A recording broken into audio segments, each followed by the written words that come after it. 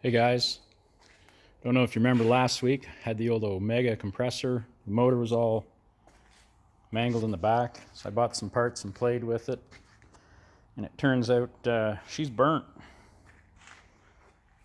So we took the compressor head off, and it still worked okay. The motor was bad. So what I did is I upgraded the motor. We went to a 5-horse because I got a brother-in-law who works at compressors, and he set me up with this guy, which is a 2340 L5. That usually comes on a 60-gallon tank from Ingersoll Rand. So I bought a brand new motor to match it, put it on the tank. Now the problem with those is they run backwards. So you can see I had to make a couple of 2x2 jacks. They're bolted solid underneath and bolted to the compressor. You can see the angle it had to sit on.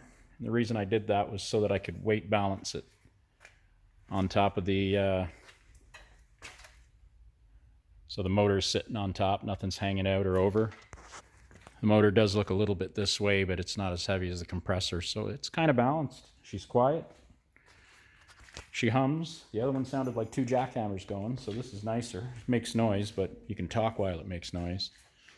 The filters look a little weird. I don't have the big giant filter that goes with this, so I took the twin filters off of the Omega, and I basically just put a piece of tubing there with a T, threw them on because the filters inside those were brand new. So those will work for now. I got to get a proper hose made up. So that lower hose is the long hose that was originally on there. And what they had was this little adapter here. It has like a 90 and I guess a 3-way. So it went into the head, and then that little hose went from one head to the other head.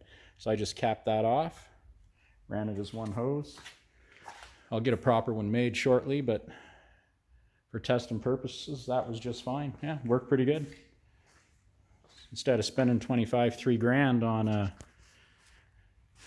what that head would normally come with, we've got about $500 into the motor, $20 for pulleys, and I got a belt coming. That one's a little bit skinny, but yeah. So hopefully that'll work out. Seems pretty good, and they're supposed to last a gazillion hours, so we'll find out. I can't put a screen shroud over this, so I'm going to have to make a kind of a cover plate, which I'm going to attach right down here. I can come up and mount it to that, go around the back, so it'll just be kind of like a belt guard, so if anything goes flying off or you blow a belt. But otherwise, she's good to run. So yeah, that's your no longer Omega compressor. All right, that's it for today. Thanks.